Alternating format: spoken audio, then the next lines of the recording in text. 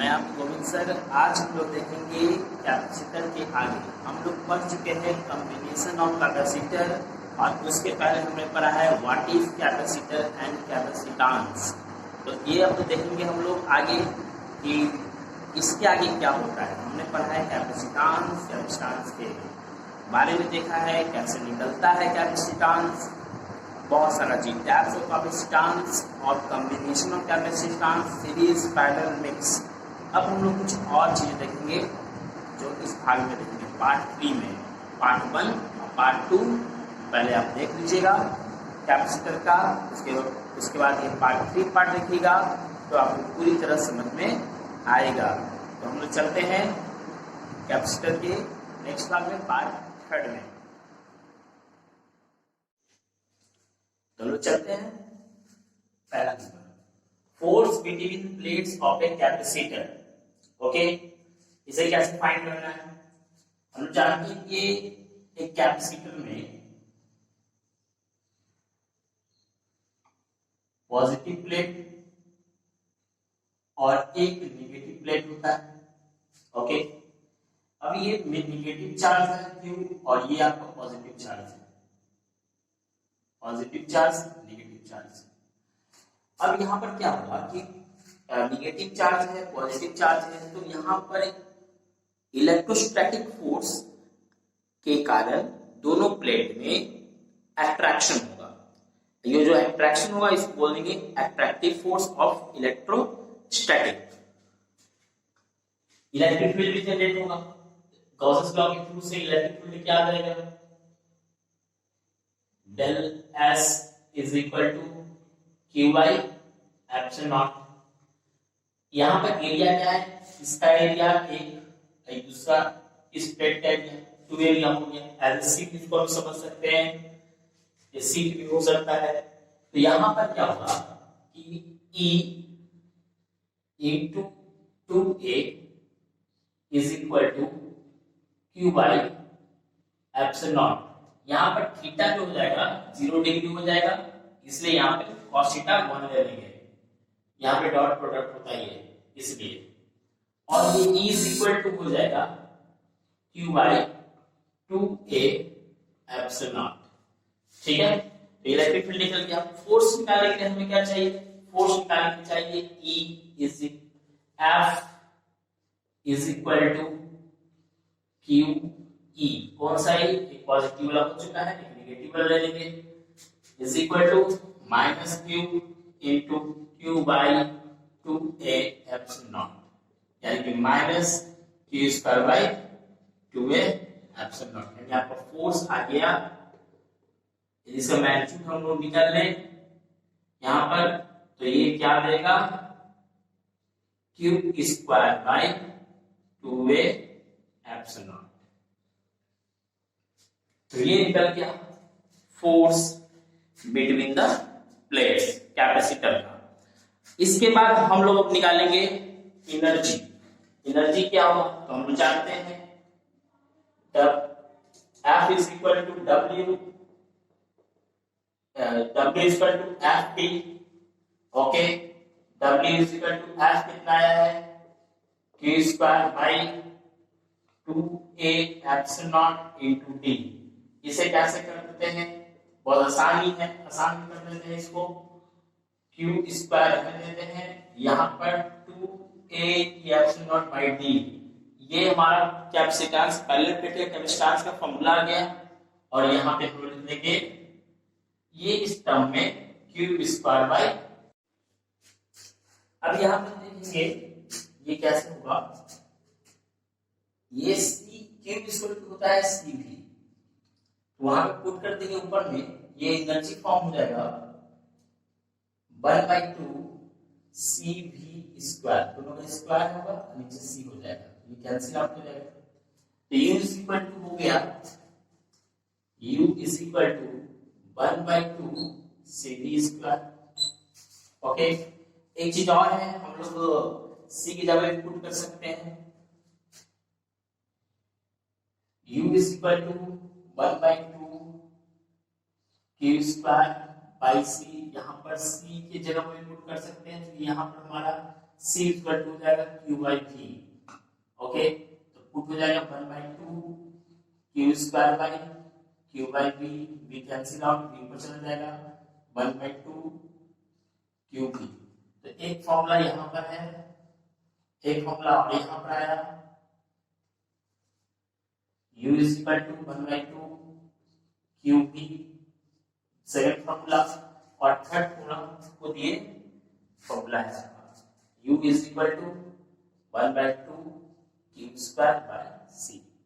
तो ये तीन फॉर्मूला है एनर्जी का, एनर्जी का तीन फॉर्मूला आ चुका है।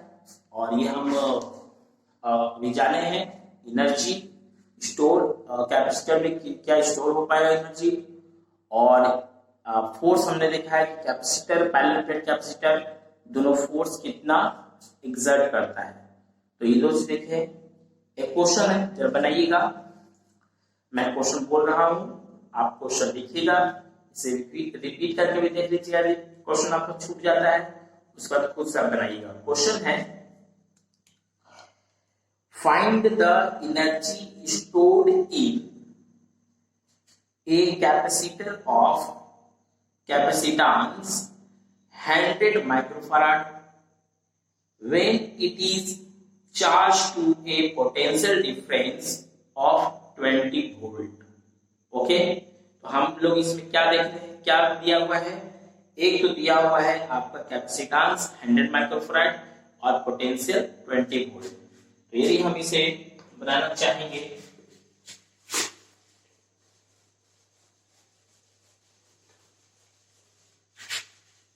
तो आराम से बना लेंगे।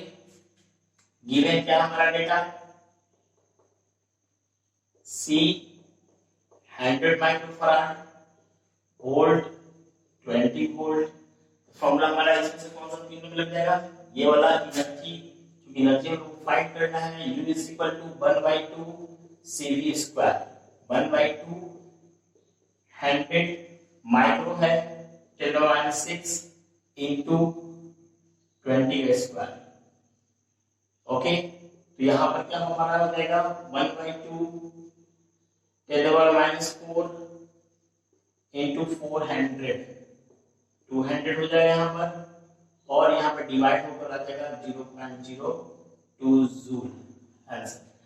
तो यहाँ से हम लोग फाइंड कर सकते हैं, और एनर्जी का यूनिट हम लोग जानते हैं क्या होता है, जूल, और यहाँ भी जूल हो गया। ओके, तो ये हमारा क्वेश्चन था, इसके बेस पर अब हम लोग आगे चलते हैं डाइलेक्ट्रिक पर।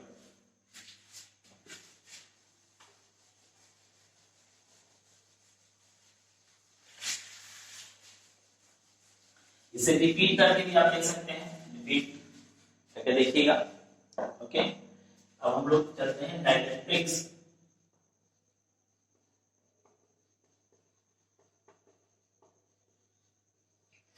डाइलेक्ट्रिक्स क्या होता है, देखिए होता क्या है कि जब हम लोग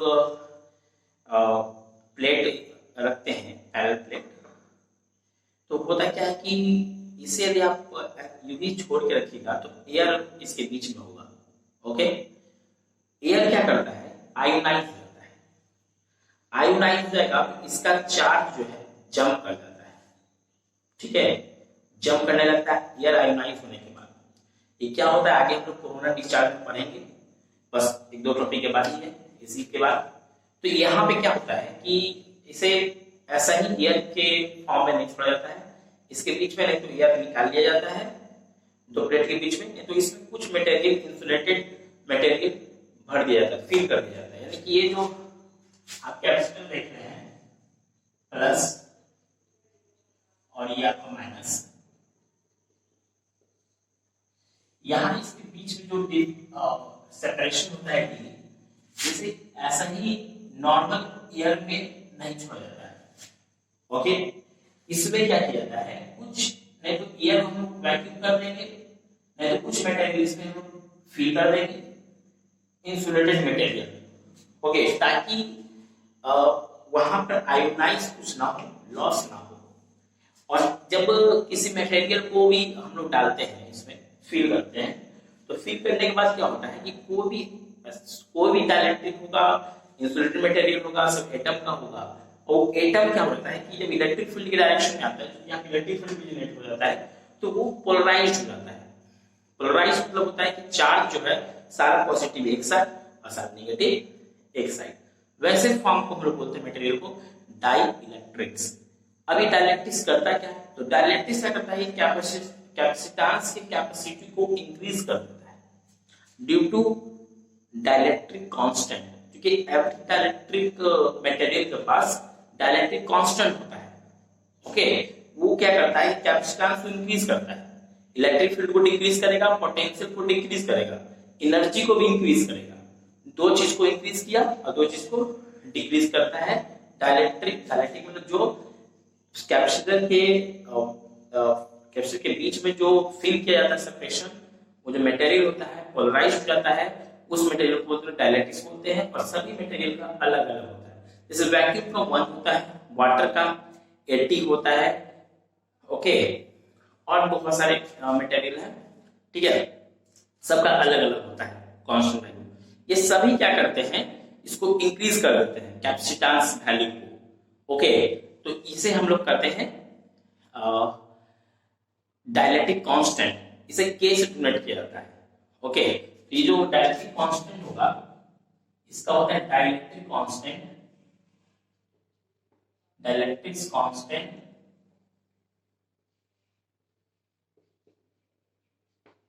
इसका वैल्यू होता है K।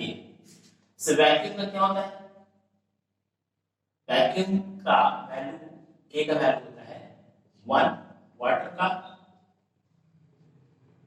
80, ऐसे होता है। तो होता है कि इलेक्ट्रिक फील्ड को डिक्रीज करता है, पोटेंशियल को भी क्या करेगा, डिक्रीज करेगा, लेकिन कैपेसिटेंस को इंक्रीज करेगा, एनर्जी को इंक्रीज करेगा, एनर्जी को भी क्या करेगा, इंक्रीज करेगा।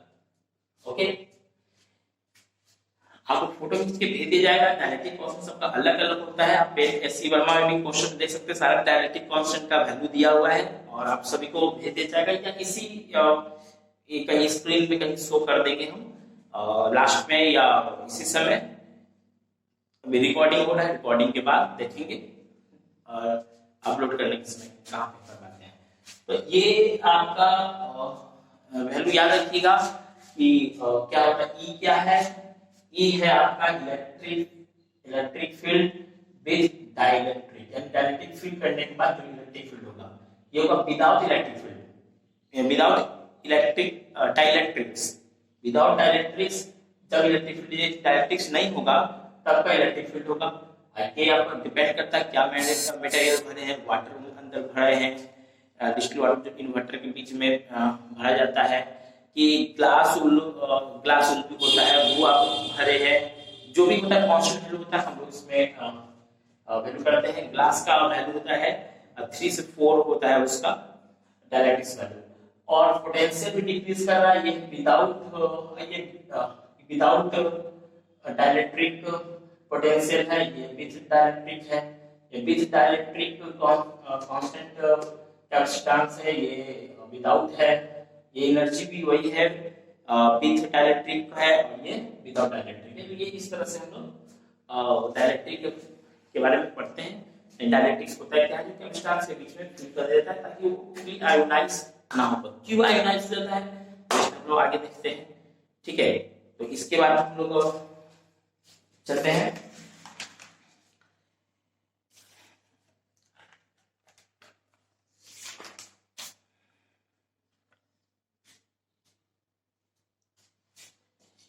इसके बाद चलते हैं लोग कोरोना डिस्चार्ज। जो अभी हमने बताया कि क्यों उसको अकेले छोड़ते हैं, कोरोना डिस्चार्ज क्या है। अभी बहुत कोरोना चल रहा है, बात कोरोना डिस्चार्ज के बीच में कुछ सिमिलरिटीज है जो आप अभी पढ़ेंगे तो जानेंगे क्या कोरोना डिस्चार्ज। हम लोग देखते हैं कोरोना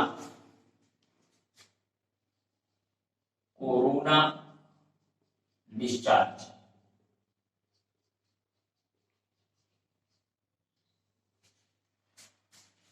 कोरोना डिस्चार्ज क्या होता है कि आपका कैपेसिटर क्या हुआ है, चार्ज हो चुका है। आपका कैपेसिटर चार्ज हो चुका है और यहां पर सिंपली एयर है, नॉट एनी डाइलेक्ट्रिक, कोई डाइलेक्ट्रिक्स नहीं है। ओके, तो क्या होगा कि एयर आयोनाइज हो जाएगा धीरे धीरे। जब एयर आयोनाइज होगा तो ये जो चार्जेस है जंप करने लगेगा एयर में, ठीक है, ये सब चार्जेस क्या करने लगेगा, जंप करने लगेगा एयर में। ओके, और ये एयर में जब ये जंप करता है चार्जेस तो ग्लो करने लगता है। क्या करेगा, ग्लो करेगा। ऐसे फेनोमेना को हम लोग बोलते हैं कोरोना डिस्चार्ज। ओके, इसलिए इसे एयर के फॉर्म में इस तरह छोड़ा दिया जाता है, इसके बीच में डाइलेक्ट्रिक्स डाल दिया जाता है। इससे क्या होता है, चार्ज का लॉस होता है और हमारा इस प्लेट का भी डीके होना स्टार्ट होता है। तो कोरोना में क्या होता है, अब समझ में आ गया, इसमें भी एयर में जंप मार रहा है और आज का भी कोरोना जो है उसमें भी वायरस जंप मार रहा है और हम लोग उससे बच रहे हैं, उसी कारण ऑनलाइन क्लास भी कर रहे हैं। ठीक है, तो कोरोना डिस्चार्ज ये भी एक डिस्चार्ज है और आप जो देखते हैं वो भी एक डिस्चार्ज है। तो नेक्स्ट हो गया। अब हम लोग आगे चलते हैं, बहुत ही इंपॉर्टेंट है वन टेलीग्राफ जनरेटर। ठीक है, तो उसके बारे में हम देखते हैं वन टेलीग्राफ जनरेटर के बारे में। हेलो बच्चों, अभी हम लोग डायमेंशन निकालना सीखेंगे और यूनिट डायमेंशन 11 का फर्स्ट चैप्टर में है और इसे हम लोग सीखेंगे। बहुत ही कम समय में हम लोग सीख जाएंगे कि डायमेंशन कैसे निकालते हैं और ये 12th में भी आता है, कंपटीशन में भी आता है, बहुत सारे एग्जाम में ये डायमेंशन आता है। तो ये बहुत इंपॉर्टेंट है, अभी हम लोग सीखेंगे और बहुत ही कम समय में सीख जाएंगे अभी तुरंत। देखते कैसे करते हैं। डायमेंशन होता है हमारा 7 फंडामेंटल क्वांटिटी होता है। 7 फंडामेंटल क्वांटिटी में कौन कौन है, mass, length, time, electric current, thermodynamic temperature, linear intensity and amount of substance. Okay, इसका यूनिट kg और इसका डायमेंशन m होता है, कैपिटल M, लेंथ मीटर, और इसका होता है dimension l, capital L, time second होता है, डायमेंशन d, इलेक्ट्रिक करंट का एम्पियर यूनिट होता है और होता है डायमेंशन I। थर्मोडायनामिक टेंपरेचर में K यूनिट होता है और ये इसका डायमेंशन K होता है, और ल्यूमिनस इंटेंसिटी में कैंडेला और इसका सिटी होता है डायमेंशन। अमाउंट ऑफ सब्सटेंस में मोल होता है, डायमेंशन भी मोल होता है। तो अब हम लोग देखेंगे कि ये 7 फंडामेंटल क्वांटिटी के अकॉर्डिंगली डायमेंशन कैसे फॉर्म हम लोग करते हैं। ओके, तो यहाँ पे देखिए मास है। ओके, ये मास का डायमेंशन हमने अभी देखा है, मास डायमेंशन क्या होता है, कैपिटल M। हमारा ये डायमेंशन निकल गया। डिस्टेंस का यूनिट होता है मीटर, इसलिए लेंथ वाला इसका होगा डायमेंशन L। डिस्प्लेसमेंट का भी यूनिट क्या होगा, मीटर ही होगा। लेंथ नेचर का है, इसका भी क्या होगा, L होगा। ओके, टाइम का T होता है, टाइम का T। एरिया, कोई भी एरिया ले लेंगे, मान लीजिए हम लोग अभी रेक्टेंगल का ले लेते हैं। लेंथ इनटू ब्रेथ, ये दोनों लेंथ नेचर का है, तो इस दोनों का L और L, L2 L स्क्वायर भी बोल सकते हैं। उसके बाद डेंसिटी का होता है मास अपॉन वॉल्यूम। मास का क्या होगा, मास का M और वॉल्यूम, कोई भी हम चीज का वॉल्यूम ले लेंगे तो length into breadth into height होता है। तीन, लेंथ L, ब्रेथ L और हाइट भी L, तीनों लेंथ नेचर का है। तो यहां पर लिख लेंगे L3, L into L into L। इसका डायमेंशन हो गया। स्पीड का होता है डिस्टेंस अपॉन टाइम।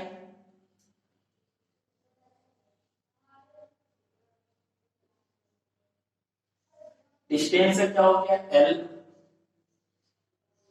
और टाइम का T, इसे ऐसे लिखेंगे L ऊपर ले जाएंगे तो LT माइनस 1, इसे भी ऊपर ले जाएंगे तो ये हो जाएगा ML3। वेलोसिटी का होता है डिस्प्लेसमेंट अपॉन टाइम,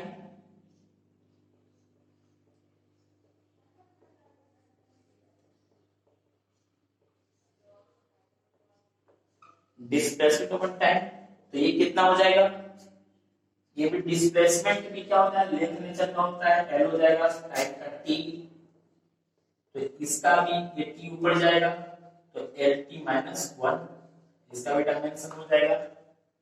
एक्सेलेरेशन का होता है मास, एक्सेलेरेशन होता है वेलोसिटी अपॉन टाइम,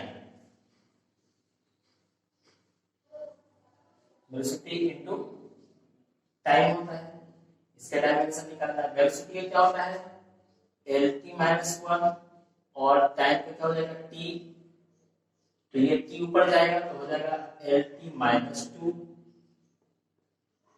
फोर्स का होता है मास इनटू एक्सेलरेशन, मास का m, एक्सेलरेशन का भी ऊपर आया है LT माइनस 2, तो ये हो गया वेलोसिटी फोर्स का, फोर्स का हो गया ये mass into acceleration is equal to mass का m और एक्सेलरेशन का अभी अभी निकला है LT माइनस 2, ये हो गया MLT माइनस 2। वर्क डन की जाए, वर्क डन में होता है force into displacement, force into displacement, force का भी दिया है MLT माइनस 2 और डिस्प्लेसमेंट का L, तो ये इसका डायरेक्शन हो जाएगा ML2T minus 2। Okay, any constant कोई भी नंबर होगा, मान लीजिए k कोई नंबर है 1 2 3 4 5, किसी को कोई भी नंबर होगा, ये डायमेंशन लेस होता है, सब कोई डायमेंशन नहीं होता है, M0 L0 T0 जो भी होगा सब 0 0 लिखेंगे, कोई वैल्यू नहीं होता है। प्रेशर का होता है फोर्स अपॉन एरिया,